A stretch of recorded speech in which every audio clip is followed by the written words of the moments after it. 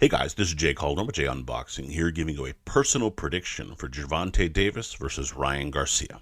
And as always, this is just my take, of course. Your predictions can be left down in the comments section below. I'm sure some of you might even have a couple of opinions about this fight because it seems to be a kind of interesting one for a lot of boxing fans. So would love if you left all that down in the comments section below.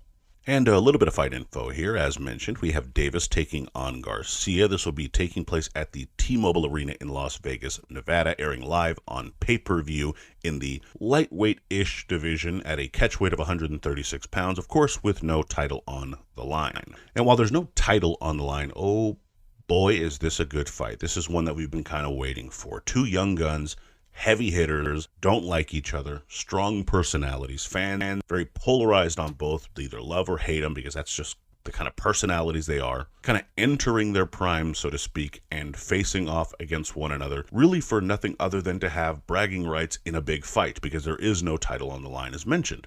To be honest, in a lot of ways, that's even better because it just adds to the fact that these guys are really just trying to make the best fight happen. Of course, they're going to benefit from it monetarily, and it's going to add to their resumes. They're not doing it for pro bono work, of course. That being said, we as fans benefit too when fighters think this way and realize that the best way to get the best bang for your buck in your very short career as an athlete is by actually doing what the fans like by, fighting other good fighters. So, you have these two big names, big personalities, looking to finally get it on. One, of course, in Davis is the harder-hitting fighter who will counter you to death at times, and Garcia is the other who's going to come forward and look to bang it out. Who's going to prevail? Let's break this one down. Starting with Davis. For Davis to win, I think you want to lead with the left. Garcia will be looking to land that left hand. That's what he's going to do. That's who he is as a fighter. You're going to want to beat him to the punch. He's going to try to hook with it, so in my opinion, it would make a lot of sense for you to keep that left hand as a straight shot, especially because it's going to be a shot that's going to at least kind of sort of neutralize the speed and the distance difference in this fight. Garcia has longer reach. He's also an orthodox fighter. You're a southpaw. That left hook is kind of there for him, but if you can sort of neutralize that by keeping your shot straight and as fast as possible, getting right down the middle with as a lead shot, all the better for you. You're both pretty quick, but this could kind of help you if Garcia is a bit quicker than you on the night, but you're getting to the target a bit faster. You're going to, again, kind of make up some of that ground, and I think leading with the left is a way to do that. I would also say work your combinations. This won't be something to do all of the times, but when you have your chances, it makes sense to do it, of course, because you're going to want to make sure you're touching them up and making them realize this is what it looks like in a fight against a top-level guy. You're going to be hit.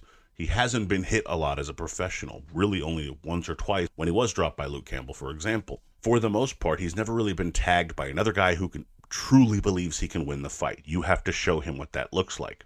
When you step in and land that left hand, you can also land a couple of shots behind it, then circle away. Just kind of get him used to some degree, being hit in the wrong way. Not that he's used to your power, but that he's used to realizing there are repercussions for leaving yourself open, to having your chin up too much, for being too aggressive. That's what you need to do in this fight. When he's looking to get his back, of course, that's when you make him chase, and when he's trying to get his get back, that's when you make him pay for that aggression with your counter shots.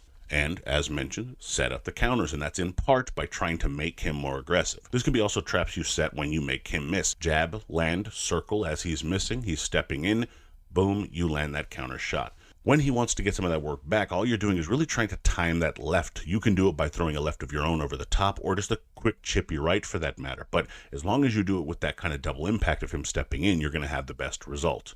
This will also, of course, help you stay off of the ropes, where I don't think you always have your best success and sometimes can look a bit too passive in fights if you're Davis. So certainly a way of kind of keeping you looking more positive and, of course, making it harder for Garcia. Now, for Garcia to win, you want to set up the left hook. Everyone knows that's the shot you want to land. Therefore, you have to use it more in a disguised, camouflaged way. Set it up and make it harder to predict.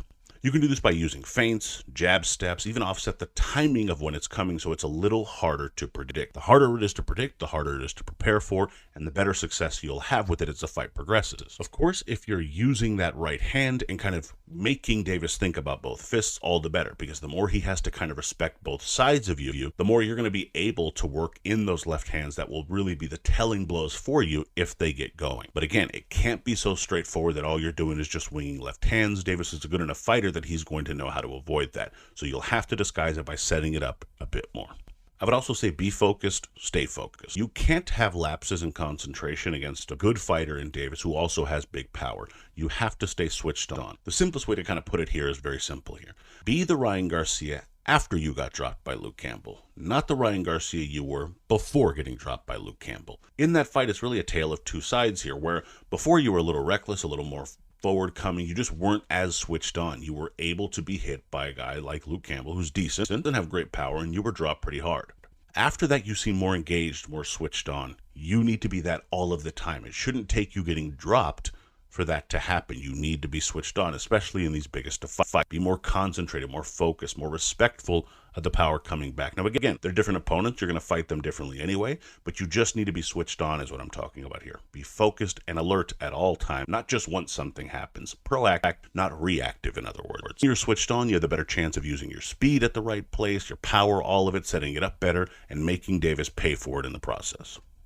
And finally, I would say get him against the ropes. Davis is, he's a little fella. He's a tiny guy, and when he's against the ropes, it's actually awkward. He can get kind of tied up in them, locked up in them. He doesn't throw as well. He can't lean against them as well. He's less balanced and coordinated to some degree. Naturally, you're going to want to get him there so you can make him pay. Now, you don't want to walk into something silly. Don't pull a Rolly Ramiro and get yourself knocked out, especially not by squaring up. You want to just make sure that you're doing the right things to push him back, and then using your jab to get inside, pressing him, using that range. You have the advantage here. Once you're there, use that speed and make him feel the power you have in those quick bursts while staying switched on, and I think you'll have some success. And in terms of my picks here, while I think Garcia is a live dog, my pick is Gervonta Davis in this particular fight. I think both will land some hard shots early, as the tempo will be fast and both will be looking to end things early. I think this isn't just trash talk for the sake of it. I think they mean they want to knock the other guy out. I think both might be stunned at different times. Maybe even one or both might get dropped by a chippy shot, but I do think Garcia inevitably will go down. While I think he beats the count, I do think he'll feel the shot, and this will change the fight. Davis will press more, landing the more telling blows, especially that lead left hand and ultimately some right hands as well, that I think ultimately push Garcia back up against the ropes and force a stoppage in those middle frames. Winner, Gervonta Davis via mid-fight stoppage. And in terms of the betting odds, I think they kind of agree with me here. You have Davis coming in at a sizable favorite at a minus 280, with Garcia coming in at a plus 210. Not a great deal of value for Davis in the money line, but of course, Garcia is a live dog. 2-to-1 odds, a little better than 2-to-1 odds. You certainly have something you could take there, a small to kind of medium-sized bet. In terms of the over-under, I think they're right where they should be, unfortunately, at an over-under set at 7.5. On both sides of the over-under there, you're at a minus 115 for the odds. I'm of the belief the fight, like I said, ends in those middle frames. I'm always inclined to give it a little more time than I think is necessary. Again, it's kind of a guessing game, as much of gambling is, unfortunately. But if I were to pick here, I think I'd pick the over just slightly. But I would not fault you at all for picking the under in either case, because again, I do think this fight can start out fairly explosively. In any event, those are your odds. And my prediction record as of this recording is 12-5 with 8 exact. But let me know what you guys think down in the comments. How pumped are you for this fight? In a scale of 1 to 10, how big do you think this fight will ultimately be, and how well will it perform? I'd love to hear that down in the comments, of course. And please be sure to like, comment, share, subscribe, and follow me on Twitter at jcalderon_JOB. You can email me at junboxing@gmail.com. I'd love to hear from you there. Also, be sure to check out junboxing.com for schedule, results, betting odds, rankings, news, all that good stuff. And as always, until next time.